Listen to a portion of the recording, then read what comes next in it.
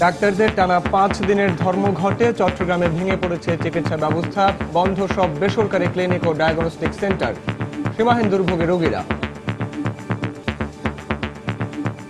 এরপরে 3-4 বার আসছি এখানে, তো ওনারা বলে দেবে না নামলে একবার বন্ধ। ডাক্তার বলে নাই যে এখানে বন্ধ, এটা বন্ধ হয়ে গেছে, এটা বলে নাই। এখন রোগীকে নিয়ে বিভ্রান্তিতে পড়ে গেছি। যে আমার ভাই স্ট্রোক করছে, আমরা প্রাইভেট কল করাতে চাইছি যে পারি নাই। নতুন করে বলতেছেন যে অনির্দিষ্টকালের জন্য। তো আমরা জাতি হয়ে এই দেশ থেকে কি কিছু আশা করতে পারি? অসহায়তার কথা জানালেন মালিকরা। পিএম এর নির্দেশ দিলে তারপর রোগী ভর্তি করাবো। ওনার নির্দেশ না দিলে তো আমরা রোগী ভর্তি করাতে পারি না, কারণ ওনাদের নির্দেশে তো হসপিটাল চলে। দেখছিলেন প্রধান শিরোনাম। দুপুরের সময়ের সঙ্গে আছি আমি সাইফুল রুজু এবং আমি ইশতার জাহান। এবার অন্যান্য শীর্ষ সংবাদ। বাংলাদেশে বিনিয়োগের উপযুক্ত সময় এখনই বললেন প্রধানমন্ত্রী। মধ্যম আয়ের দেশে পরিণত করতে সবার সহযোগিতা আহ্বান। ঘন কুয়াশা ও প্রচন্ড শীতে বিপর্যস্ত দেশের বিভিন্ন অঞ্চল। কক্সবাজারে নিউমোনিয়ার প্রকোপ, 1 সপ্তাহে 17 শিশুর মৃত্যু। ভারতের 7টি বন্দরে ট্যারিফ ছাড় পাওয়ার কথা থাকলেও বাস্তবায়ন হয়নি এখনো। খরচ পোষানো নিয়ে শঙ্কায় বাংলাদেশি জাহাজ মালিকরা। জ্বালানি তেলের দরপতনে সৌদি আরব সহ মধ্যপ্রাচ্যের দেশগুলোতে নতুন শ্রমবাজার সংকুচিত হওয়ার শঙ্কা। প্রভাব পড়তে পারে রেমিটেন্সের উপরও।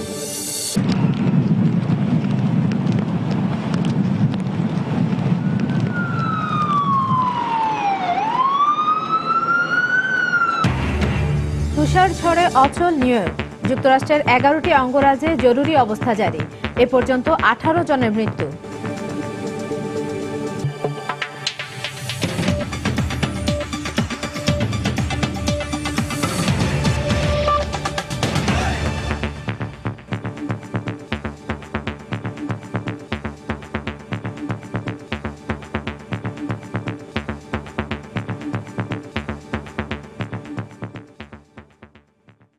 চিকিৎসকদের টানা 5 দিনের ধর্মঘটে ভেঙে পড়েছে বন্দরনগরী চট্টগ্রামের চিকিৎসা ব্যবস্থা। এতে বেসরকারি সব ক্লিনিক এবং ডায়াগনস্টিক সেন্টারের কার্যক্রম বন্ধ রয়েছে। ফলে প্রয়োজনীয় চিকিৎসা সেবা না পাওয়ায় চরম দুর্ভোগে পড়েছেন রোগী ও তাদের স্বজনরা। এ কারণে নগর জুড়ে সৃষ্টি হয়েছে চরম অমানবিক পরিবেশ। এ অবস্থায় রোগী সহ সাধারণ মানুষ চিকিৎসকদের উপর ক্ষুব্ধ হয়ে উঠছেন। বিস্তারিত জানাচ্ছেন কমল দে। বৃহত্তর চট্টগ্রামে বিশেষায়িত কোনো হাসপাতাল না থাকার পাশাপাশি প্রয়োজনীয় সরকারি চিকিৎসা কেন্দ্র গড়ে না ওঠায় বেসরকারি ক্লিনিকগুলোর উপরে নির্ভরশীল থাকতে হয় সবাইকে। কিন্তু টানা 5 দিন ধরে এসব বেসরকারি ক্লিনিক এবং রোগ নিরূপণী কেন্দ্রগুলিতে চলছে ধর্মঘট। এই অবস্থায় পুরো চিকিৎসা ব্যবস্থায় ভেঙে পড়েছে। সে সঙ্গে আশপাশের বিভিন্ন জেলা এবং উপজেলা থেকে চিকিৎসকদের কাছে আসা রোগীদের ভোগান্তি সীমাহীন অবস্থায় পৌঁছে। ডাক্তার বলছে রোববারে আসো, আজকে আসি, এখন তো বন্ধ, আমি এখন আর কি করবো? এরপরে 3-4 বার আসছি এখানে, তো ওনারা বলে দেবে না নামলে একবার বন্ধ। আমরা জাতি হয়ে এই দেশ থেকে কি কিছু আশা করতে পারি? আমাদের কি কোনো ন্যূনতম কোনো অধিকার কি এই বাংলার মাটিতে আছে বলে আমরা মনে করতে পারি? ধর্মঘট ভেঙে চিকিৎসকরা আবারও তাদের কর্মজীবনে ফিরে যাবেন এই আশায় প্রতিদিনের চিকিৎসা প্রার্থীরা ভিড় করছে ক্লিনিকগুলোর সামনে। কিন্তু দিনের পর দিন ক্লিনিকে ঘুরে কাঙ্ক্ষিত চিকিৎসা না পেয়ে ক্ষুব্ধ সাধারণ মানুষ। এমনকি সরকারি যে মেডিকেল সেখানেও জায়গা হচ্ছে না রোগীদের। ব্রেন স্ট্রোক আর হার্ট স্ট্রোক, দুটোই স্ট্রোকের রোগী যদি এভাবে ভুগে তাহলে তো মরে যাবে। এটা তো মরণ ছাড়া তো আর কোনো পথ নেই আমাদের। শুধু চট্টগ্রাম কিংবা আশপাশের জেলা নয়, 3 দিনের চিকিৎসা ভিসা নিয়ে প্রতিবেশী দেশ মিয়ানমার থেকে বিপুল সংখ্যক রোগী আসে এখানে চিকিৎসা নিতে। কিন্তু চিকিৎসকদের এই ধর্মঘটের ফলে তাদেরকেও পড়তে হয়েছে চরম ভোগান্তিতে। ডাক্তারের সঙ্গে দেখা করতে পারছি না, এতে সমস্যা আরো বাড়ছে। আমি এখানে এসেছি বেশ কদিন হলো, কিন্তু এখনো চিকিৎসার কোনো ব্যবস্থা করতে পারিনি। বিএমের সিদ্ধান্তের কারণে ক্লিনিক কর্তৃপক্ষ অনেকটা অসহায় বলে দাবি তাদের। পিএম এর নির্দেশ দিলে তারপর রোগী ভর্তি করাবো। এর আগে ওনার নির্দেশ না দিলে তো আমরা রোগী ভর্তি করাতে পারি না, কারণ ওনাদের নির্দেশে তো হসপিটাল চলে। বেসরকারি একটি ক্লিনিকে অপারেশনের পর দায়িত্ব অবহেলায় মারা যায় একজন প্রসূতি মা।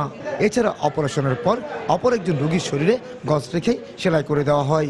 এই দুটি ঘটনার দায়িত্ব অবহেলার অভিযোগ এনে 3 জন চিকিৎসকের বিরুদ্ধে 2টি মামলা দায়ের করে ক্ষতিগ্রস্ত পরিবারগুলো। আর এই মামলা প্রত্যাহারের দাবিতে 5 দিন ধরে ধর্মঘট পালন করছে চিকিৎসকরা। কমল দে, সময় সংবাদ, চট্টগ্রাম। চিকিৎসকদের ধর্মঘট নিরসনে চট্টগ্রাম মেডিকেল কলেজ হাসপাতালে বিএমএর নেতাদের সাথে জরুরি সভায় বসেছেন মেয়র আজম নাসির উদ্দিন। সেখানে আছেন আমাদের রিপোর্টার কমল দে, সরাসরি চলে যাচ্ছি তার কাছে।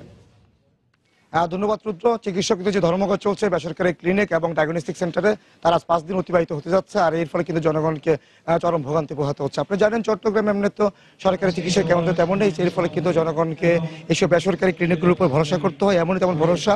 এই অবস্থার মধ্যে গত 5 দিন আগে ধর্মঘটে যায়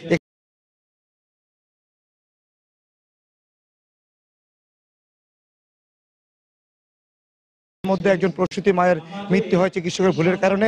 এর অপরদিকে আরেকজন রোগীর পেটের মধ্যে গজ রেখে দেওয়ার প্রেক্ষিতে কিন্তু এই দুটি মামলা দায়ের করা হয়েছিল।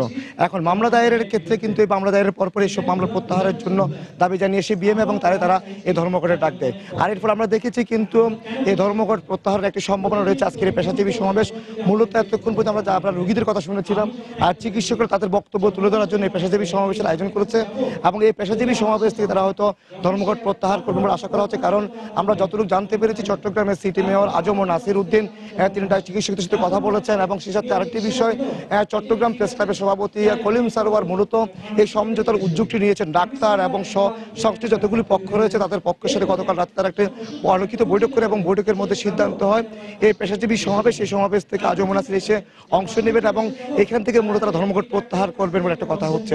অপরদিকে একটি বিষয় রয়েছে, মামলাটি আদৌ প্রত্যাহার হবে কিনা সেই বিষয়ে কিন্তু ক্ষতিগ্রস্ত যে পরিবারগুলো রয়েছে যারা মামলা দায়ের করেছে তারা এখনো সিদ্ধান্ত নেয়নি। তবে চিকিৎসকরা আশা করছেন যদি তাদের একটা আলটিমেটাম রয়েছে, তাদের মামলা প্রত্যাহার করতে হবে, মামলা প্রত্যাহার হলে তারা পুনরায় দায়িত্বে ফিরে যাবে। অপরদিকে যারা ক্ষতিগ্রস্ত পরিবার তারা বলছেন তারা এটা আইনগতভাবে তারা এটা মোকাবেলা করবেন এবং তারা এই মামলা শেষ দেখতে চান। এক্ষেত্রে দেখেছি আমরা চট্টগ্রাম প্রেস ক্লাবের সভাপতি কলিম সারোয়ারের উদ্যোগে গতকাল রাতে তারা ক্ষতিগ্রস্ত পরিবার এবং চিকিৎসকদের বৈঠক করেন এবং এই ক্ষেত্রে মধ্যস্থতাকারী ভূমিকা পালন করছেন চট্টগ্রামের মেয়র আজম নাসির উদ্দিন। এক্ষেত্রে ঠিক বিএমএ নেতারা আমাদেরকে জানিয়েছেন, মেয়র আজম নাসির উদ্দিন জানিয়েছেন তিনি বৈঠকে অংশ নেবেন এবং বৈঠকে অংশ নেওয়ার পরেই তারা একটা সিদ্ধান্ত আসবেন এই মামলাটি তারা প্রত্যাহার হবে কি হবে না এবং তার আগে চিকিৎসকরা এই ধর্মঘট প্রত্যাহার করবে কিনা। আমরা দেখেছি কিন্তু আপনি জানেন বৃহত্তর চট্টগ্রামে কিন্তু প্রায় 500 বেশি ক্লিনিক এবং ডায়াগনস্টিক সেন্টার রয়েছে। প্রতিটি সেন্টারে কিন্তু গত 5 দিন ধরে ধর্মঘট চলছে। এক্ষেত্রে যে সরকারি যে মেডিকেল সেখানেও চাপ সামলাতে পারছে না, অর্থাৎ তারা কোনো রোগী ভর্তি করাচ্ছে না এবং কোনো রোগ নিরূপণী কোনো চিকিৎসা সেবা দিচ্ছে না। এর ফলে কিন্তু বলা যায় বন্দরনগরে চট্টগ্রামে পুরো চিকিৎসা ব্যবস্থায় ভেঙে পড়েছে এবং সেই চিকিৎসা কার্যক্রম তা পুরোপুরি বিধ্বস্ত অবস্থা রয়েছে এবং এই যে চিকিৎসা ব্যবস্থা ভেঙে পড়া তার পুনর্গঠনের জন্য কিন্তু এখন পর্যন্ত কোনো সিদ্ধান্ত আসেনি চিকিৎসকরা ধর্মঘট প্রত্যাহার করবেন কিনা। তো আমরা যতটুকু জানতে পেরেছি অর্থাৎ মেয়র আজম নাসির উদ্দিন যখন এই বৈঠকে আসবেন এবং এখান থেকে মূলত তিনি এর আগেও কিন্তু চিকিৎসকদের সাথে কথা বলেছেন এবং তিনি একটি সুনির্দিষ্ট রূপরেখা দিয়েই নীতিমালা করে হয়তো তিনি এই চিকিৎসকদের ধর্মঘট প্রত্যাহার আহ্বান জানাবেন এবং এই সমাবেশ থেকে কিন্তু চিকিৎসকরা ধর্মঘট প্রত্যাহার করে নেবে বলে আমরা জানতে পেরেছি। তো এখন পর্যন্ত এই ছিল চিকিৎসকদের যে বৈঠক, সেই বৈঠকের সর্বশেষ। দর্শক, চট্টগ্রাম মেডিকেল কলেজ থেকে জানাচ্ছিলেন কমল দে, সেখানে বাংলাদেশ মেডিকেল অ্যাসোসিয়েশনের নেতাদের সঙ্গে বৈঠক করবেন মেয়র আজম নাসির। দেখছেন দুপুরের সময়। নেট মানে চোখ খুলে পাখিটার মুখ, আর বেশি ইন্টারনেটে পুরো দিন সেই সুখ। নেট মানে সেলফি যখন তখন, বেশি বেশি ইন্টারনেট, বেশি বেশি হ্যাপিনেস। নেট মানে ওয়েটিং, স্কোর ব্রাউজিং, আর বেশি বেশি ম্যাচ ওয়াচিং। এখন ইন্টারনেট জ্যাকপট অফারে নিশ্চিত 1.25 জিবি থেকে সর্বোচ্চ 10 জিবি পর্যন্ত 3G ইন্টারনেট। এয়ারটেল, দেশের সেরা স্মার্টফোন নেটওয়ার্ক। বাংলাদেশের উন্নয়ন এগিয়ে নিতে দেশি বিদেশি বিনিয়োগকারীদের প্রতি আহ্বান জানিয়েছেন প্রধানমন্ত্রী শেখ হাসিনা। সকালে রাজধানীর একটি হোটেলে Bangladesh investment and policy summit উদ্বোধন করেন প্রধানমন্ত্রী। এ সময় তিনি বলেন, বাংলাদেশে বিনিয়োগ করার এখনই উপযুক্ত সময়। বাস্তবভিত্তিক বিনিয়োগে সব ধরনের সহায়তা দিতে সরকার প্রস্তুত বলেও আশ্বস্ত করেন প্রধানমন্ত্রী। আমাদের উন্নয়ন অগ্রযাত্রায় আপনাদের সক্রিয় অংশীদার হওয়ার এখনই যথার্থ সময়। কোথাও কোথাও হয়তো এখন আমাদের খানিকটা সীমাবদ্ধতা থাকতে পারে, কিন্তু আমি বিশ্বাস করি আপনাদের সহযোগিতা ও পরামর্শ পেলে আমরা সেসব সীমাবদ্ধতা দ্রুততার সাথে দূর করতে সক্ষম হব। পারস্পরিক সহযোগিতার মাধ্যমেই এ বিশ্ব একদিন ক্ষুধা ও দারিদ্র্যমুক্ত হবে, এ বিশ্বাস আমার রয়েছে।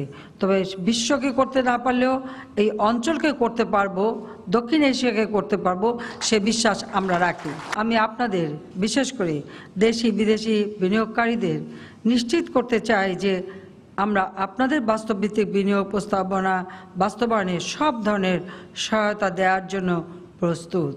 আপনাদের বিনিয়োগের সর্বোত্তম মুনাফা অর্জনই হচ্ছে আমাদের কাম্য। বাংলাদেশে আপনাদের বিনিয়োগের সুরক্ষা ও বৃদ্ধি সুনিশ্চিত। বাংলাদেশ একটি সুন্দর দেশ, আসুন এখানে বিনিয়োগ করুন। ঘন কুয়াশার তীব্র শীতে বিপর্যস্ত হয়ে পড়েছে দেশের বিভিন্ন অঞ্চলের জনজীবন। প্রচণ্ড শীতে বেপাকে পড়েছেন খেটে খাওয়া শ্রমজীবী মানুষ। জনজীবনে নেমে এসেছে স্থবিরতা।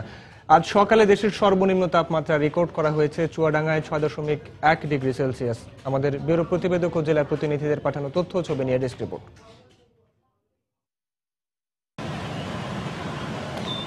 যশোরে প্রচণ্ড শীতে ব্যাহত হচ্ছে স্বাভাবিক জীবনযাত্রা।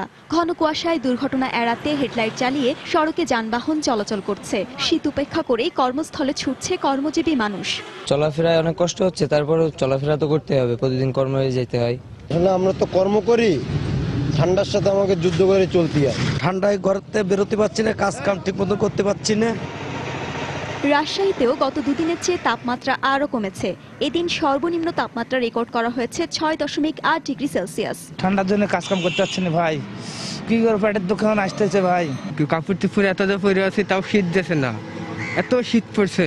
রোববার দেশের সর্বনিম্ন তাপমাত্রা 6.1 ডিগ্রি সেলসিয়াস রেকর্ড করা হয়েছে চুয়াডাঙ্গায়। শীতে রাস্তাঘাটে কমে গেছে মানুষের আনাগোনা। খুব একটা প্রয়োজন ছাড়া ঘর থেকে বের হচ্ছেন না কেউ।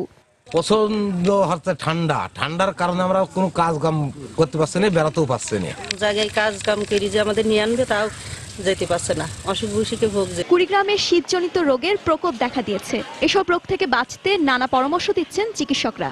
আমার বাচ্চা নিউমোনিয়া, নিউমোনিয়ার জন্য এখানে নিয়ে আসছে। এখানে আমার বাচ্চা 4 দিন ধরে এখানে নয়েছে, নিউমোনিয়া হচ্ছে। কনকনে ঠান্ডা শীতের বাতাসে যেন বাইরে শিশুরা অথবা বয়োবৃদ্ধরা বেশিক্ষণ না থাকে, কারণ এই শীতের বাতাসেই আমাদের শ্বাসতন্ত্রের যে প্রদাহ এবং অন্যান্য সংকোচনটা বেড়ে যায়, ফলে শিশুরা এবং বয়োবৃদ্ধরা শ্বাসজনিত রোগে ভোগে।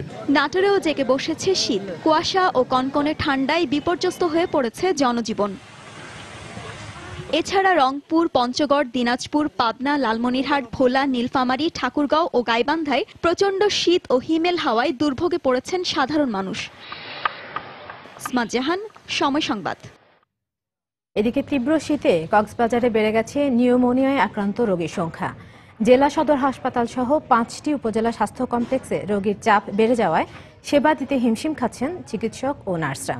এদিকে গত এক সপ্তাহে 17 শিশুর মৃত্যু হওয়ায় আতঙ্কিত হয়ে পড়েছেন অভিভাবকরা। তবে বিশেষজ্ঞ চিকিৎসকরা সচেতন থাকার পরামর্শ দিয়েছেন। সুজাউদ্দিন রুবেলের তথ্য ও মোহাম্মদ ফরাজের ছবি নিয়ে ডেস্ক রিপোর্ট। শীতের কারণে ঠান্ডাজনিত বিভিন্ন রোগে আক্রান্ত শিশুর সংখ্যা বেড়ে গেছে কক্সবাজার সদর হাসপাতাল সহ বিভিন্ন সরকারি বেসরকারি হাসপাতালে। জেলার সদর, রামু, চকরিয়া, টেকনাফ ও দ্বীপ উপজেলা, মহেশখালী উপজেলা সহ বিভিন্ন স্থান থেকে আসা এসব শিশুর অধিকাংশই ভুগছে নিউমোনিয়ায়। বাচ্চা শ্বাসকষ্ট হচ্ছে কিন্তু ভালো হচ্ছে না, তা বলে ওকে এই হাসপাতালে নিয়ে আসি। এখানে আনার পরও গত 21 তারিখে আজ পর্যন্ত কিছুই কমে নেই। আমার বাচ্চা শ্বাসকষ্ট হচ্ছে, আমি এই কারণে শীতের কারণে হাসপাতালে আসছি। চিকিৎসা মোটামুটি হচ্ছে আর কি, যেভাবে পাওয়ার কথা ছিল ওভাবে হচ্ছে না। এদিকে অতিরিক্ত রোগীর চাপে ব্যাহত হচ্ছে চিকিৎসা সেবা। এমনকি পরিস্থিতি সামাল দিতে হিমশিম খেতে হচ্ছে কর্তব্যরতদের। একদিনের মধ্যে দেখা যায় 50-60 জন এরকম ক্লাব হয়ে যায়। তারপর হচ্ছে গিয়ে রোগীর তুলনায় মানে স্টাফ কম, তারপর কাজ করতে অনেক সমস্যা হচ্ছে এবং কি মানে বেডের সংখ্যা কম।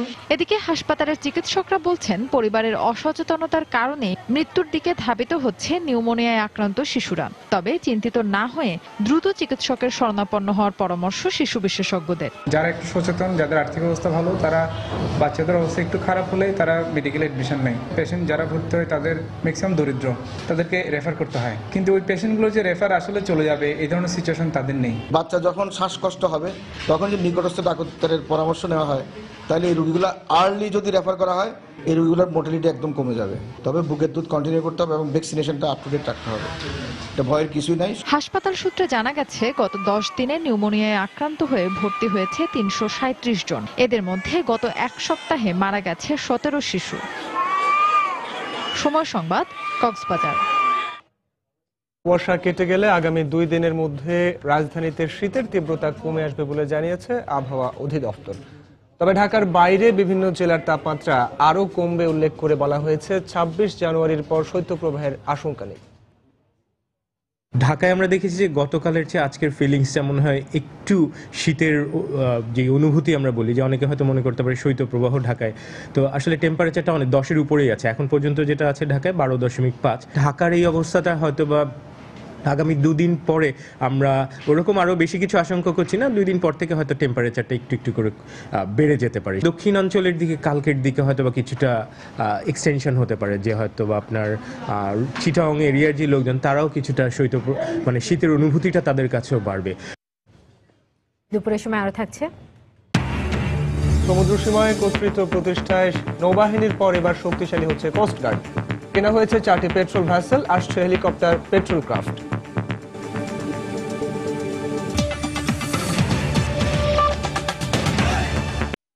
অবসরপ্রাপ্ত বিচারপতিদের রায় লেখা নিয়ে প্রধান বিচারপতির বক্তব্যকে দুঃখজনক মন্তব্য করে খাদ্যমন্ত্রী অ্যাডভোকেট কামরুল ইসলাম অভিযোগ করেছেন, এই ধরনের বক্তব্য বিএনপিকে আন্দোলনের ইস্যু সৃষ্টি করতে সহায়তা করছে। সকালে রাজধানীর একটি স্কুলে সাংবাদিকদের সঙ্গে কথা বলেন তিনি। এ সময় খাদ্যমন্ত্রী এ ধরনের বক্তব্য দেয়া থেকে প্রধান বিচারপতিকে বিরত থাকারও আহ্বান জানান। অবসরপ্রাপ্ত বিচারপতিদের রায় লেখা সম্পর্কে মাননীয় প্রধানমন্ত্রী বিচারপতি যে বক্তব্য রেখেছেন তা অত্যন্ত দুঃখজনক। অ্যাবসলিউটলি বিচারপতিদের সাথে অনুষ্ঠিত কোনো সভায় এই কথাটি বলতে পারতেন। প্রকাশ্যে এই কথাটি বলে তিনি বিএনপির হাতে একটি অস্ত্র তুলে দিয়েছেন। প্রধান বিচারপতি হিসাবে কোনো অবস্থাতেই সমীচীন না বলে আমি মনে করি।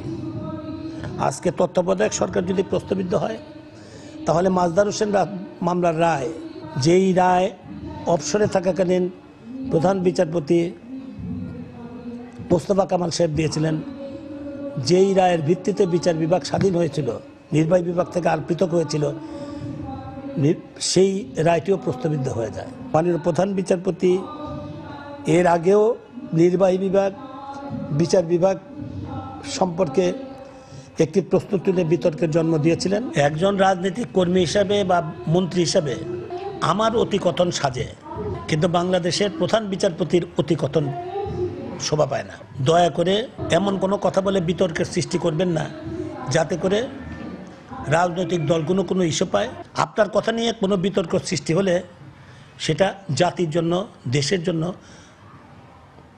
অমঙ্গলজনক। বাংলাদেশ ফেডারেল সাংবাদিক ইউনিয়নের একাংশের সভাপতি সাংবাদিক আলতাফ মাহমুদের 2 দফা জানাজা অনুষ্ঠিত হয়েছে। এরপর তার লাশ নিজ গ্রাম পটুয়াখালীর গলাচিপায় নেওয়া হচ্ছে। পরিবারের পক্ষ থেকে জানানো হয়েছে সেখানে তার বাবার কবরের পাশে তাকে দাফন করা হবে। সকাল 11:30টায় ঢাকা রিপোর্টার্স ইউনিটির সামনে অনুষ্ঠিত হয় আলতাফ মাহমুদের প্রথম জানাজা। এরপর জাতীয় প্রেস ক্লাবের সামনে দ্বিতীয় জানাজা সম্পন্ন হয়। এতে সাংবাদিক নেতারা ছাড়াও বিভিন্ন রাজনৈতিক দলের নেতারা শরীক হন। এ সময় বিভিন্ন সংগঠনের পক্ষ থেকে ফুল দিয়ে তার প্রতি শ্রদ্ধা জানানো হয়। এর আগে সকালে রাজধানীর বঙ্গবন্ধু শেখ মুজিব মেডিকেল বিশ্ববিদ্যালয় হাসপাতালে চিকিৎসাধীন অবস্থায় মারা যান আলতাফ মাহমুদ। স্পাইনাল কর্ডের সমস্যা নিয়ে গত 14 জানুয়ারি হাসপাতালে ভর্তি হন তিনি। গত বৃহস্পতিবার তার মেরুদণ্ডে অস্ত্রোপচার করা হয়।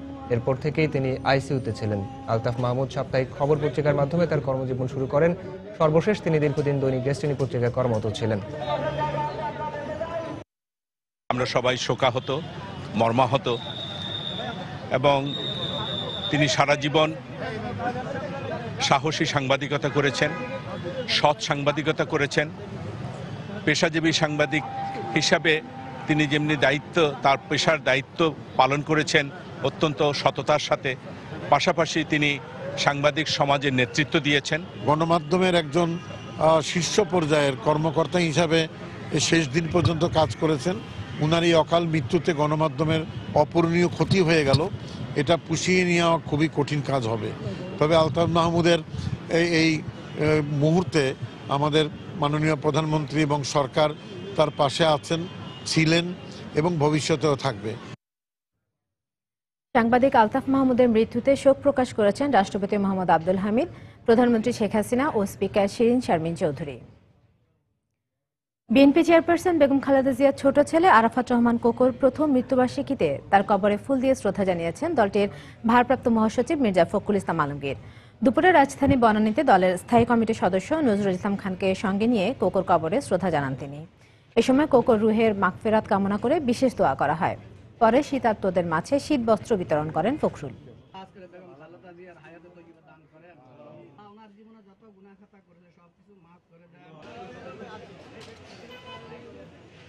জনাব আরাফাত রহমান রাজনীতি করতেন না, কিন্তু তিনি জনগণের মধ্যে যে কত জনপ্রিয় ছিলেন তা তার জানাজার সময় প্রমাণিত হয়েছে। এর থেকে একটা জিনিস প্রমাণিত হয়েছে যে প্রেসিডেন্ট জিয়াউর রহমান সাহেব এবং দেশনেত্রী খালেদা জিয়ার যে পরিবার, সেই পরিবার বাংলাদেশের জাতীয়তাবাদের রাজনীতির যে পতাকা তাকে ধারণ করে এবং বাংলাদেশের জনগণের আশা আকাঙ্ক্ষার ভরসার স্থল হচ্ছে তারাই। ব্যক্তি পুলিশের দায় সমগ্র পুলিশ বাহিনীর উপর না চাপানোর আহ্বান জানিয়েছেন পুলিশ মহাপরিদর্শক এ.কে.এম. শহীদুল হক। দুপুরে রাজধানীতে পুলিশ হেডকোয়ার্টারে পুলিশ সপ্তাহ উপলক্ষে আয়োজিত ব্রিফিংয়ে তিনি একথা বলেন। এ সময় তিনি আরো বলেন, পুলিশের কেউ বাড়াবাড়ি করলে তার বিরুদ্ধে বিভাগীয় ব্যবস্থা নেওয়া হয়। কিছু পুলিশ সদস্যের অপেশাদার আচরণ ও নৈতিকতার স্খলন সমগ্র বাহিনীর অনেক বড় বড় অর্জনকে কখনো কখনো ম্লান করে দেওয়ার উপক্রম করে। আমরা আগেও বলেছি, আবারও বলছি, শৃঙ্খলার বিষয়ে আমরা কঠোর অবস্থানে থাকি। ব্যক্তি পুলিশের অপরাধের দায় বাংলাদেশ পুলিশ কখনো নেয় না। পুলিশের বিরুদ্ধে আনিত, উত্থাপিত বা গোচরীভূত যে কোনো অভিযোগের বিষয়ে অনুসন্ধানপূর্বক কঠোর বিভাগীয় ব্যবস্থা নেওয়া হয়ে থাকে। দেখছেন দুপুরের সময়। দুরন্ত বাইসাইকেল, উড়ে চলো দুরন্ত গতিতে। গাজীপুরে একটি পুরনো টায়ার গলানোর কারখানায় ভয়াবহ আগুনের ঘটনায় আরও একজন মারা গেছেন। এ নিয়ে এই ঘটনায় মৃতের সংখ্যা দাঁড়ালো 6। গতকাল বিকেলে পুবাইলের ওই কারখানার একটি টিনশেড ঘরে বিকট শব্দে বয়লার বিস্ফোরিত হয়। এতে মুহূর্তে পুরো কারখানায় আগুন ছড়িয়ে পড়ে। এ সময় কারখানার পাশে রাস্তা দিয়ে যাওয়ার সময় আগুনে 2 জনের মৃত্যু হয়। এছাড়া আগুনে আরও 3 শ্রমিকের মৃত্যু হয়। আহত 9 জনকে প্রথমে নেওয়া হয় টঙ্গী সরকারি হাসপাতালে, পরে উন্নত চিকিৎসার জন্য তাদের ঢাকা মেডিকেল কলেজ হাসপাতালে নেওয়া হয়। চিকিৎসাধীন অবস্থায় সেখানে সকালে একজনের মৃত্যু হয়।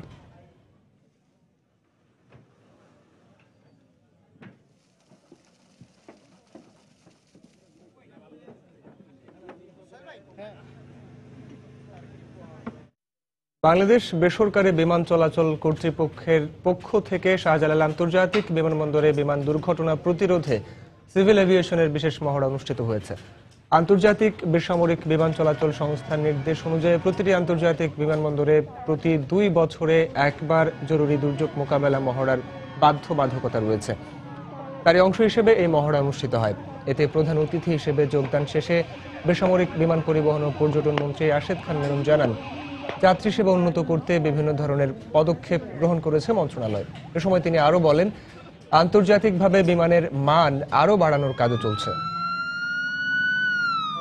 সচিব জনাব খোরশেদ আলম চৌধুরী আপনাদের সামনে প্রদর্শিত হয়েছে, তা হলো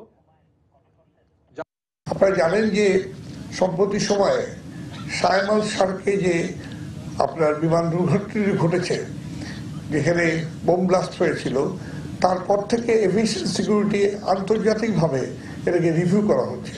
আবার বিমানবন্দরের বিভিন্ন ব্যবস্থাপনা ঘুরে দেখেছি এবং সেখানে যাতে যাত্রী সেবার মানটাকে আরো উন্নীত করা যায় তার জন্য বেশ কিছু পদক্ষেপের আমরা সিদ্ধান্ত নিয়েছি।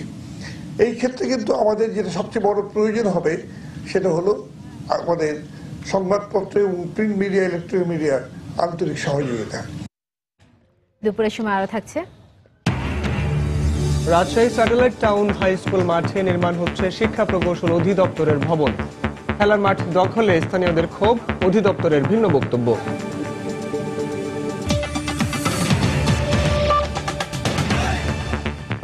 আরএফএল ওয়াটার পাম্প, পানি দেবে টেনশন নয়। সম্প্রতি বিশ্ববাজারে অপরিশোধিত জ্বালানি তেলের দাম কমে যাওয়ায় তেল উৎপাদনকারী দেশগুলো ব্যয় সংকোচন নীতি নিয়েছে। ওইসব দেশে বিপুল সংখ্যক বাংলাদেশি শ্রমিক কাজ করায় দেশের জনশক্তি খাতে এর বিরূপ প্রভাব পড়বে বলে মনে করছেন অর্থনীতিবিদরা। আর অভিবাসন সংশ্লিষ্টরা বলছেন, এমন পরিস্থিতিতে প্রবাসী শ্রমিকদের কাজ হারানোর ভয় না থাকলেও নতুন শ্রমবাজার সংকুচিত হওয়ার আশঙ্কা রয়েছে। বিস্তারিত তানিম মেহেদি রিপোর্টে। প্রবাসী শ্রমিকদের পাঠানো রেমিটেন্স দীর্ঘদিন ধরে দেশের অর্থনীতিতে গুরুত্বপূর্ণ ভূমিকা রাখছে, যাদের বেশিরভাগই কাজ করছেন মধ্যপ্রাচ্যের তেল সমৃদ্ধ দেশগুলোতে। দীর্ঘদিন সৌদি আরবে জনশক্তি রপ্তানি বন্ধ থাকলেও সম্প্রতি বাংলাদেশ থেকে জনশক্তি নেয়ার সিদ্ধান্ত নেয় দেশটি। কিন্তু বিশ্ববাজারে জ্বালানি তেলের দাম কমে যাওয়ায় সৌদি আরব সহ মধ্যপ্রাচ্যের দেশগুলো ইতোমধ্যে ব্যয় সংকোচন নীতি গ্রহণ করেছে। এর ফলে প্রবাসী শ্রমিকদের পাঠানো রেমিটেন্সে এর প্রভাব পড়ার আশঙ্কা করছেন অর্থনীতিবিদরা।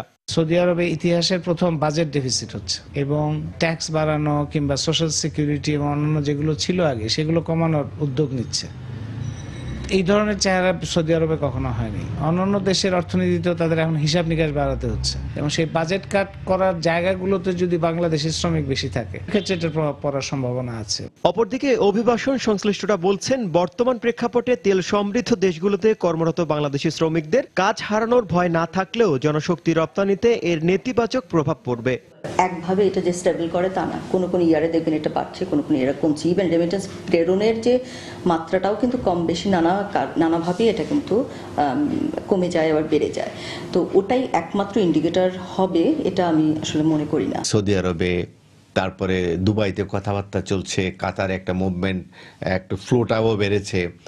তাদের যে ওয়ার্ল্ড কাপের যেসব প্রজেক্টগুলোতে সেখানে এখন বাংলাদেশ শ্রমিকদের একটা ফ্লো বেড়েছে, সেগুলোতে কোনো রকম এফেক্ট হবে। কিন্তু যারা অবস্থান করছেন তারা দেশ থেকে ওখান থেকে ফেরত আসবেন এমন তো কিন্তু আমি এখনো মনে করি না। এ ধরনের অনাকাঙ্ক্ষিত পরিস্থিতি মোকাবেলায় নতুন শ্রমবাজার খুঁজে বের করতে সরকারের প্রতি আহ্বান জানান তারা। তানিন মেহেদি, সময় সংবাদ, ঢাকা। দেশের সঙ্গে পাল্লা দিয়ে প্রতিনিয়ত এগিয়ে যাচ্ছে দেশ, তারপরও অবহেলিত থেকে যাচ্ছে বিভিন্ন শ্রেণী পেশার বিশাল জনগোষ্ঠী। তাদের মধ্যে অন্যতম চট্টগ্রামের বাঁশখালী উপজেলার সাধনপুরের ছোট্ট একটি গ্রাম রুদ্রপাড়ার বাসিন্দারা। কৃষিকাজ তাদের আয়ের অন্যতম উৎস হলেও গ্রামের প্রায় 90% নেই নিজস্ব কৃষি জমি। ভাগ্য পরিবর্তনে বেসরকারি সেবা সংস্থার সহায়তা ছাড়া কারো জন্যই মেলেনি সরকারি ঋণ সুবিধা। চট্টগ্রাম থেকে এসে সাইদুল ইসলামের তোলা ক্যামেরায় দেখুন আমার একটি প্রতিবেদন। এটি সাধনপুর ইউনিয়নের রুদ্রপাড়া গ্রাম। এই গ্রামে যার আছে তার অনেক আছে, আর যার নেই তার কিছুই নেই। কথার প্রসঙ্গে এমনটি জানালেন এই গ্রামেরই এক বাসিন্দা। বাচ্চাগুলো নিয়ে কাজকর্ম করে চলতে অনেক কষ্ট হয়। পার থেকে দাঁড়িয়ে খাটে বিক্রি করে চলাফেরা করতেছে। একটি বাড়ির দিকে চোখ রাখতেই দেখা গেল অনেকে একসঙ্গে জড়ো হয়ে আলোচনা করছেন। আলোচনার বিষয়বস্তু আর্থিক অবস্থার উন্নয়ন। এগিয়ে গিয়ে দেখা গেল কিস্তির টাকা নেওয়া এবং জমা করার কাজে ব্যস্ত সবাই। তাদের সঙ্গে কথা বলে জানা গেল তাদের আজকের এই পরিবর্তন গত 2 বছরের চেষ্টার ফলাফল।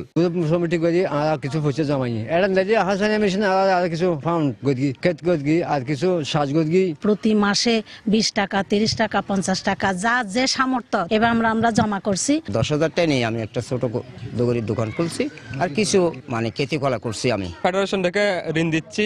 আগে যেখানে আর কি শতকরা 80% পাহাড়ে যেত, এখন যাচ্ছে মাত্র 20%। শর্ত এবং সুদহীন ঋণ সুবিধা তাদের আজকের এই পরিবর্তনের অন্যতম কারণ উল্লেখ করে বেসরকারি সেবা সংস্থার এই কর্মকর্তা জানান, নিম্ন আয়ের মানুষের ভাগ্য পরিবর্তনে সরকারি অনুদান অনেক বড় ভূমিকা পালন করে। মাইক্রো ফাইন্যান্স ইনস্টিটিউশনে গিয়ে টাকা পায় না, ব্যাংক থেকে তো দূরের কথা। এনজিওরা ফান্ড করলে টাকাটা দেয়, ইন্টারেস্ট চার্জ করে, সেই ইনকামটা আর্ন করুক ফেডারেশন, সো দ্যাট ফেডারেশনের একটা ক্যাপিটাল গ্রো করুক, নট অ্যাজ অ্যান এমিশন। উপজেলার এই মানুষগুলোর দাবি সহজ শর্তে সরকারি ঋণ এবং নানামুখী উন্নয়ন প্রকল্প চালু করার পাশাপাশি মানসম্মত প্রাথমিক শিক্ষা এবং চিকিৎসা সেবার নিশ্চয়তা।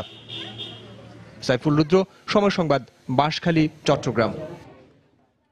মুক্তিযুদ্ধে শহীদদের সংখ্যা নিয়ে মন্তব্যের কারণে বেগম খালেদা জিয়ার বিরুদ্ধে আনা অভিযোগ গ্রহণ করা হয়েছে বলে জানিয়েছেন স্বরাষ্ট্রমন্ত্রী আসাদুজ্জামান খান কামাল। তদন্ত করে শিগগিরই তার বিরুদ্ধে আইনানুগ ব্যবস্থা নেওয়া হবে বলেও জানিয়েছেন তিনি। দুপুরে রাজধানী এফডিসি মিলনায়তনে এক অনুষ্ঠান শেষে তিনি সাংবাদিকদের এসব কথা বলেন। রাষ্ট্রদ্রোহী মামলার একটা একজনে করেছে বলে আমি শুনেছি। এখন আমরা সেই বিষয়ে আমাদের মন্ত্রণালয়ে আসছিল, আমরা তার একটা গাইডলাইন দিয়ে দিয়েছি। Thank you. এখন কি হতে পারে, পরবর্তী কি হতে পারে? এটা বিচারিক প্রক্রিয়া যাচ্ছে এবং এটা আইন অনুযায়ী ব্যবস্থা হবে। বাংলাদেশ ভারত কোস্টাল শিপিং চুক্তি অনুযায়ী ভারতের 7টি বন্দরে বাংলাদেশের ট্যারিফ ছাড় পাওয়ার কথা থাকলেও তা এখনো বাস্তবায়ন হয়নি। একদিকে কলকাতা সহ বেশিরভাগ বন্দরের চার্জ বেশি, অন্যদিকে ট্যারিফ ছাড়ের কোনো গ্যাজেট এখনো হয়নি। এ কারণে সব প্রস্তুতি থাকলেও জাহাজ চালাতে পারছেন না বাংলাদেশি মালিকরা। অপারেটররা জানান, ভারতে পণ্য রফতানির পরিমাণ খুব কম বলে শুধু আমদানি পণ্য পরিবহন করে খরচ পোষানো যাবে না। তাদের মতে কলকাতার চেয়ে বাকি 6টি বন্দরের চার্জ কিছুটা কম হলেও দূরত্বের কারণে খরচ বেশি পড়বে। আরো জানাচ্ছেন হাজেরা শিউলি। ভারত থেকে নৌপথে যেসব পণ্য আমদানি হয় তা ট্রান্সশিপমেন্ট বন্দর সিঙ্গাপুর কিংবা পোর্ট কেলাং ঘুরে আসে সময় ও খরচ বেশি লাগে। এই সমস্যার সমাধানে গত জুনে দুদেশের মধ্যে স্বাক্ষরিত কোস্টাল শিপিং চুক্তি অনুসারে বাংলাদেশ ভারতের কলকাতা সহ 7টি বন্দরে এবং ভারত বাংলাদেশের সবগুলো সমুদ্র বন্দর ও 3টি নৌ বন্দরে পণ্য পরিবহনে ট্যারিফ ছাড় পাবে। এক্ষেত্রে ভারতের এসব বন্দরে 40% ছাড় দেওয়ার কথা থাকলেও বাংলাদেশি জাহাজ মালিকরা বলছেন এরপরও ট্যারিফ অনেক বেশি। তাছাড়া এখন পর্যন্ত এই সংক্রান্ত গেজেটও জারি হয়নি। কলকাতা পোর্টে সিএফএসে একটা পণ্য কন্টেনার জাত করার জন্য খরচ লাগবে প্রায় 11,000 ইন্ডিয়ান রুপি। চট্টগ্রামের বন্দরে 6 থেকে 7,000 টাকা। খালি যাবে জাহাজ, তার উপরে বেশি চার্জ দিয়ে পণ্য নিয়ে বাংলাদেশে আসবে। সেগুলো কতখানি আমাদের আমদানিকারক বা ভারতের রপ্তানিকারকদের জন্য কতখানি ভায়াবল হবে কমার্শিয়ালি, সেটা দেখার বিষয়। ভারত সরকার এখনো পোর্টগুলোকে সেগুলো জানায়নি। বন্দরের ডিউজ কত হবে, চার্জ কত হবে, এই সমন্বয়হীনতার কারণে এখনো শুরু করতে পারছে না। সবকিছু রেডি। সংশ্লিষ্টরা জানান চার্জ যৌক্তিক হলে টেক্সটাইল মিলের র কটন এবং যন্ত্রাংশ সরাসরি ভারতের বিভিন্ন বন্দর থেকে পানগাঁওয়ে দ্রুত ও কম খরচে আনা যাবে। র কটনগুলো যদি ডিরেক্ট চলে আসে তাহলে আমাদের যে নারায়ণগঞ্জ বেলজ যে সমস্ত কটন ইন্ডাস্ট্রি বা টেক্সটাইল ইন্ডাস্ট্রিগুলো আছে তারা বেনিফিট পাবে। তাদের চিটাগং পোর্টের উপর ঝুঁকে থাকতে হবে না, কস্ট সেভ হবে। নৌ পরিবহন মন্ত্রী জানান চার্জ নিয়ে কোনো সমস্যা থাকলে আলোচনার মাধ্যমে সমাধানের সুযোগ আছে। কমিটি চার্জগুলো নির্ধারণের অন্যান্য বিষয়গুলো তারা দেখেছে, যেটা যৌক্তিক মনে করেছে সেই চার্জই তারা নির্ধারণ করেছে। যদি এখানে কোনো সমস্যা হয় সেটা নিয়ে আলোচনা করা যেতে পারে পরে। বর্তমানে বেনাপোল, বুড়িমারি সহ বিভিন্ন স্থল বন্দর দিয়ে ভারত থেকে সিংহভাগ পণ্য আমদানি হয়। এক্ষেত্রে পরিবহন খরচ বেশি লাগার পাশাপাশি দুর্ঘটনা ও পণ্য চুরির ঝুঁকি থাকে। হাজেরা শিউলি, সময় সংবাদ, ঢাকা। বিশাল বঙ্গোপসাগরে কর্তৃত্ব প্রতিষ্ঠায় নৌবাহিনীর পাশাপাশি এবার কোস্টগার্ডকেও শক্তিশালী করার প্রক্রিয়া চলছে। ইতালি থেকে কেনা হয়েছে 4টি অত্যাধুনিক পেট্রোল ভেসেল। এই জলযান 4টি আগামী 1 বছরের মধ্যে কোস্টগার্ডের বহরে যোগ হবে। একই সঙ্গে কেনা হবে 2টি হেলিকপ্টার এবং 10টি পেট্রোল ক্র্যাফট। কমলদের আরও একটি রিপোর্ট। প্রতিবেশী দুটি দেশ ভারত এবং মিয়ানমারের সাথে দীর্ঘদিনের সমুদ্র সীমা বিরোধের নিষ্পত্তি হয়েছে। সৃষ্টি হয়েছে সাগরের বিশাল জলসীমাকে ঘিরে বাণিজ্য ক্ষেত্র গড়ে তোলার অফুরন্ত সম্ভাবনা।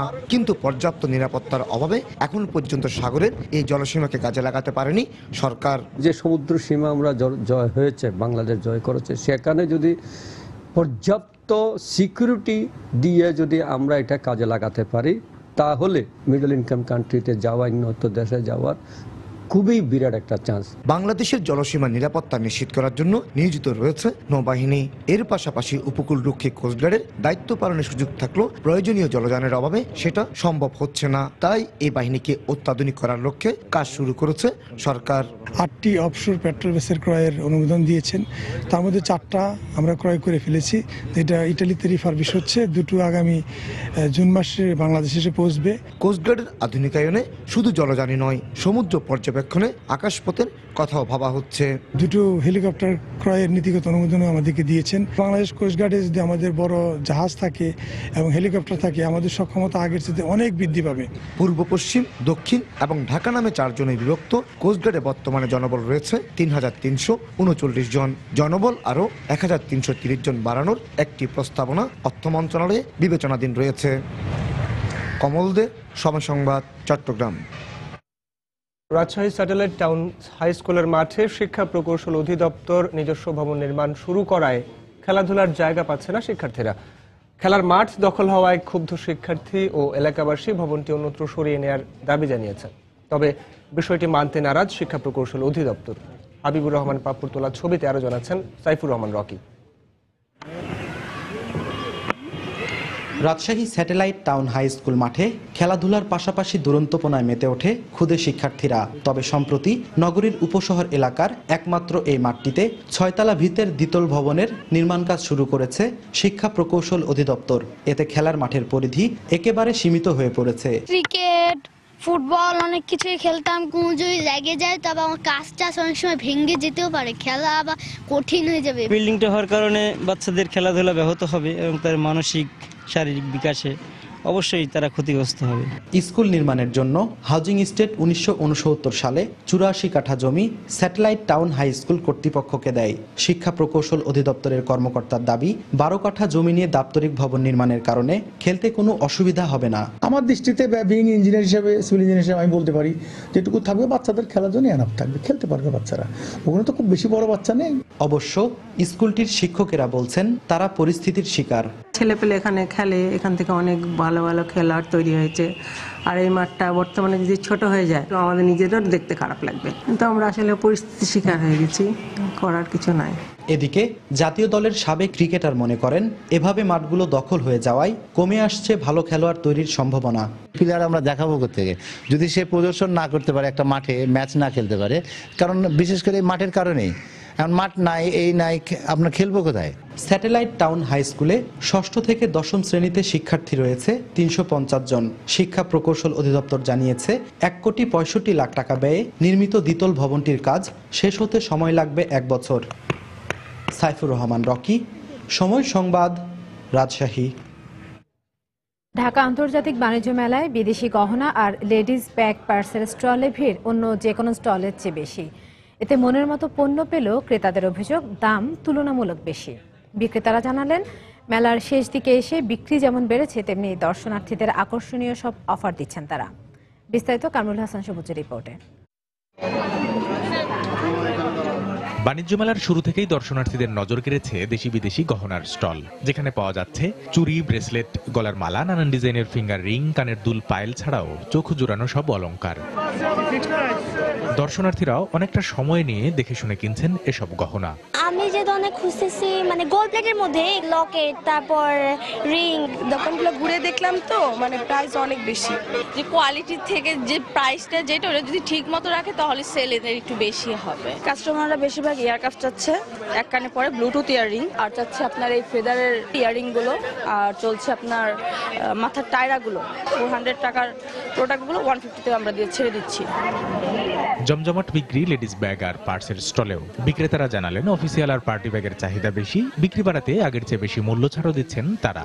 সাইড ব্যাগ টাইপের যে নতুন আসছে যেগুলো ট্রেন্ড, ওসব ব্যাগ খুঁজতেছি। দেশিগুলো হচ্ছে গিয়ে পছন্দ হয়, কিন্তু কোয়ালিটি বিদেশিগুলোর ভালো। ব্যাগগুলো মোটামুটি ভালো আছে এবং প্রাইসটাও জাস্ট নেওয়ার মতো আয়ত্তের মধ্যে আছে। এখানে থাইল্যান্ড, হংকং, কোরিয়ান কালেকশন আছে। ম্যাক্সিমাম কাস্টমারের ডিমান্ডই 1500 এবং 1200 এর ভিতরে। বেশি চলতেছে আমাদের বড় বড় ব্যাগগুলো, বড় পার্টসগুলো। যদি আমাদের 10% অফ ছিল, এখন মেলা শেষ উপলক্ষে 20% অফ দিচ্ছি। অফিসিয়াল এবং পার্টি পার্টসগুলো বেশি ঝুঁকছে।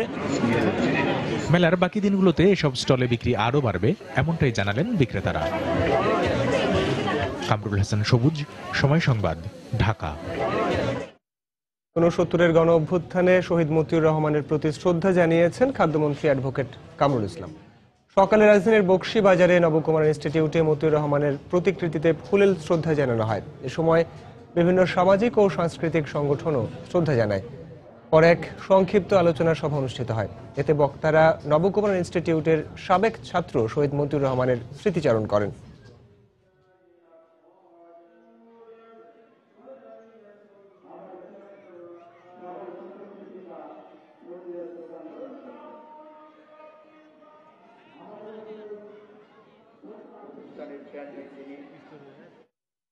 আগামী 17 এপ্রিল 5 বছর পূর্ণ করতে যাচ্ছে সময় সংবাদ। এ উপলক্ষে মাস জুড়ে দেশের প্রতিটি জেলায় দর্শকের কাছে যাচ্ছে সময়ের সংবাদ দল। জানার চেষ্টা করছে সময় সংবাদ নিয়ে তাদের মতামত। এরই অংশ হিসেবে সকালে সময় সংবাদের দল যায় হাওর, বারোর, পাহাড় ও চা বাগান বেষ্টিত জেলা হবিগঞ্জে। শহরে মুক্তিযুদ্ধের স্মৃতিস্তম্ভ দুর্জয় হবিগঞ্জের সামনে আয়োজন করা হয় দর্শকের কাছে অনুষ্ঠানের। এতে শহর এবং গ্রামাঞ্চলের প্রতিবেদন সহ নিরপেক্ষ সংবাদ প্রচারের জন্য প্রশংসা করেন দর্শকরা। পাশাপাশি গুরুত্ব সহকারে বৃহত্তর হবিগঞ্জের পর্যটন শিল্প বিকাশে বিশেষ প্রতিবেদন এবং মুক্তিযোদ্ধাদের নিয়ে সংবাদ প্রচারের পরামর্শ দেন তারা।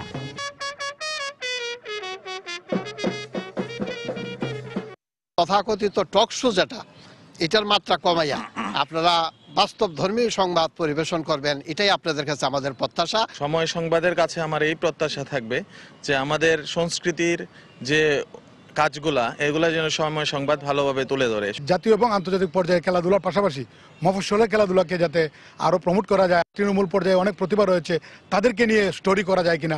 সময় সংবাদ আমি সবসময় দেখি, সংবাদ বাস্তব ভিত্তিক এবং খুঁটিনাটি সবই তুলে ধরে, আমার খুব ভালো লাগে।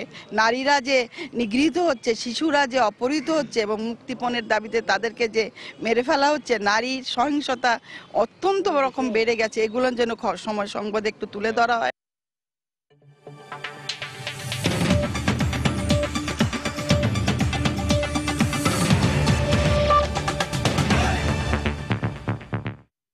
প্রবল তুষার ঝড়ের দ্বিতীয় দিনে নিউ ইয়র্কে হাইপোথার্মিয়ায় 3 জন সহ যুক্তরাষ্ট্রে এ পর্যন্ত 18 জন মারা গেছে, আহত হয়েছেন কয়েকশো মানুষ। -4 ডিগ্রি সেলসিয়াসে অপরিবর্তিত রয়েছে তাপমাত্রা, ক্রমশই দমকা হাওয়ার গতিবেগ বাড়ছে। বন্ধ করে দেওয়া হয়েছে বাস, সাবওয়ে, ট্রেন সহ সব ধরনের যোগাযোগ ব্যবস্থা। সকালে জরুরি সংবাদ সম্মেলনে নগরবাসীকে ঘর থেকে বের না হওয়ার নির্দেশ দিয়েছেন নিউ ইয়র্ক সিটি মেয়র। আরো জানাচ্ছেন আমাদের নিউ ইয়র্ক প্রতিনিধি শিহাবুদ্দিন কিসলু। রূপকথার হারিয়ে যাওয়া কোনো তুষার রাজ্যের এক মৃত নগরী যেন বিশ্বের রাজধানী নিউ ইয়র্ক। হাড় কাঁপানো ঠান্ডার দমকা ঝড়ো হাওয়ায় দানবের নিঃশ্বাসের শোষ শব্দ। কোলাহল শূন্য নিউ ইয়র্কে মুহূর্তেই ঠান্ডায় জমে বরফ হচ্ছে যেন সবকিছু।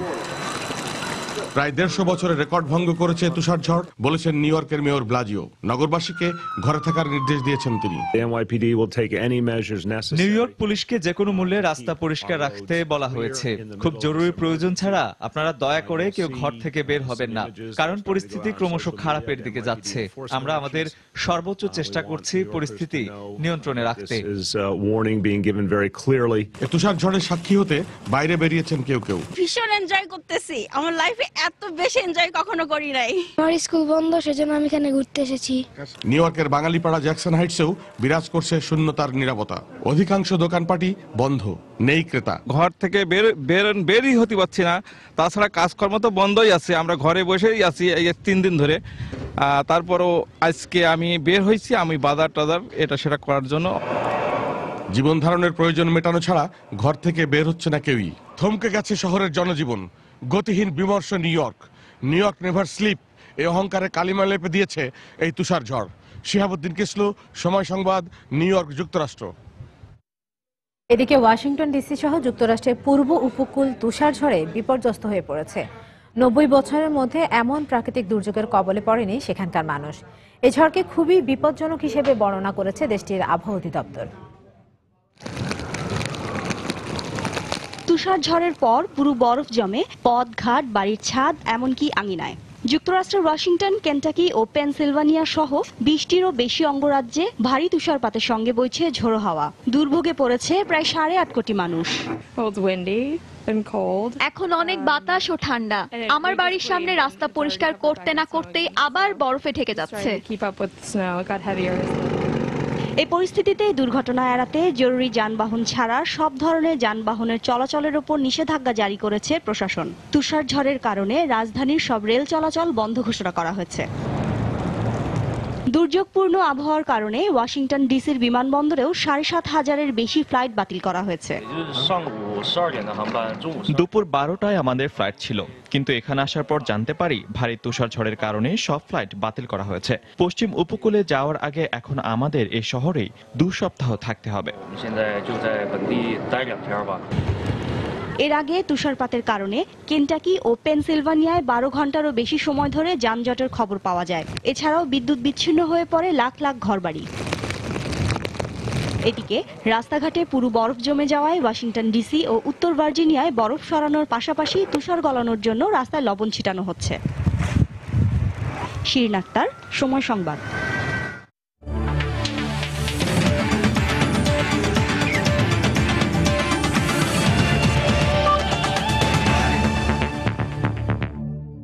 ইংলিশ প্রিমিয়ার লিগের খবর। লন্ডন ডার্বির লড়াই আবারও মাঠে নামতে যাচ্ছে দুই জায়ান্ট আর্সেনাল ও চেলসি। একদিকে আর্সেনাল যারা 44 পয়েন্ট নিয়ে গোল ব্যবধানে এগিয়ে আছে পয়েন্ট টেবিলের শীর্ষে, অন্যদিকে 25 পয়েন্ট নিয়ে টেবিলের 14 নম্বরে অবস্থান করছে লিগের বর্তমান চ্যাম্পিয়ন চেলসি। এমিরেটস স্টেডিয়ামে আজ বাংলাদেশ সময় রাত 10টায় শুরু হবে দু দলের এই ম্যাচটি। এ শুধু প্রিমিয়ার লিগের লড়াই নয়, এই যে লন্ডন ডার্বি, বছরের পর বছর ধরে চলে আসা ঐতিহ্যবাহী এক লড়াই, যেখানে মুখোমুখি হয় দুই পরাশক্তি আর্সেনাল ও চেলসি। এবার এমিরেটস স্টেডিয়ামে সে লড়াই দেখতে যাচ্ছে ফুটবল ভক্তরা। The special one Jose Mourinho coach থাকাকালে অবশ্য আর্সেন ওয়েঙ্গারের সাথে তার যে বাকযুদ্ধ চলত তা দুদলের প্রতিদ্বন্দ্বিতা কয়েক গুণ বাড়িয়ে দিত। তবে এবার হোসে মরিনহো নেই, আছেন চেলসির অন্তর্বর্তীকালীন কোচ গাস হিডিং, যিনি কিনা ব্লুজদের জয়ের ধারায় ফেরাতেই এখন বেশি মনোযোগী। চেলসির আক্রমণ ভাগ কিংবা রক্ষণ ভাগ যেমনই হোক, লিগের পয়েন্ট টেবিলে কিন্তু শীর্ষে আছে আর্সেনাল, যেখানে চেলসির অবস্থান 14 নম্বরে। তবে দুদলের হেড টু হেডের পরিসংখ্যান আবার কথা বলছে ভিন্ন কথা। শেষ 8 লিগ ম্যাচে গানারদের বিপক্ষে একটিতেও হারেনি ব্লুজরা। তার উপর আবার নিষেধাজ্ঞা কাটিয়ে দলে ফিরেছেন দিয়াগো কস্তা। সেই সাথে বেলজিয়াম তারকা এডেন হ্যাজার্ডের দলে ফেরাও অনেকটাই নিশ্চিত।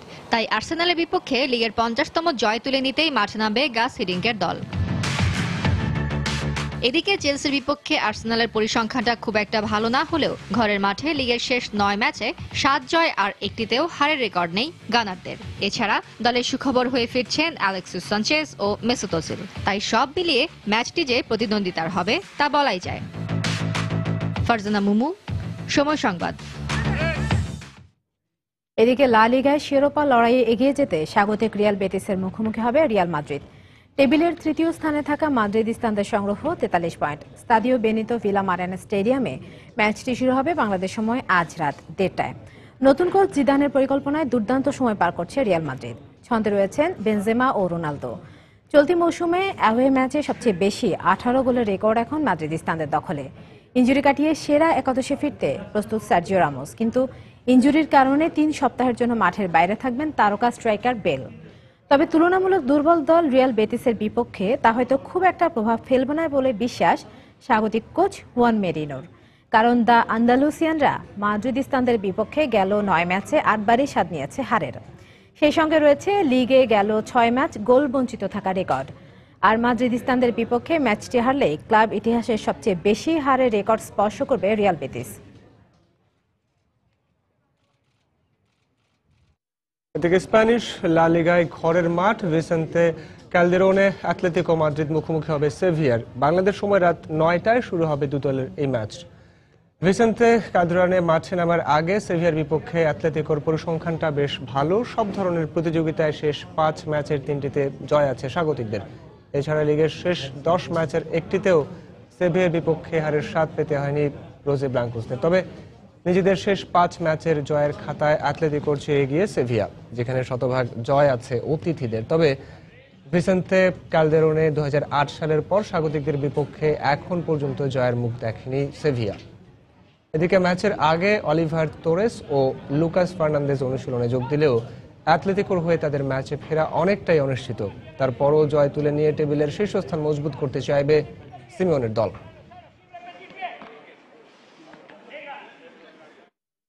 দুপুরের সময়ে পর্যায়ে শীর্ষ সংবাদ জানিয়ে দিচ্ছি আরেকবার। ডাক্তারদের টানা 5 দিনের ধর্মঘটে ভেঙে পড়েছে চট্টগ্রামের চিকিৎসা ব্যবস্থা। বন্ধ সব বেসরকারি ক্লিনিক ও ডায়াগনস্টিক সেন্টার। সীমাহীন দুর্ভোগে রোগীরা। বাংলাদেশে বিনিয়োগের উপযুক্ত সময় এখনই বললেন প্রধানমন্ত্রী। মধ্যম আয়ের দেশে পরিণত করতে সবার সহযোগিতা আহ্বান। ঘন কুয়াশা ও প্রচন্ড শীতে বিপর্যস্ত দেশের বিভিন্ন অঞ্চল। কক্সবাজারে নিউমোনিয়ায় প্রকোপ, 1 সপ্তাহে 17 শিশুর মৃত্যু। 2 দফা জানাজা শেষে সাংবাদিক আলতাফ মাহমুদের লাশ নেওয়া হচ্ছে পটুয়াখালীর গলাচিপায়। দাফন করা হবে বাবার কবরের পাশে।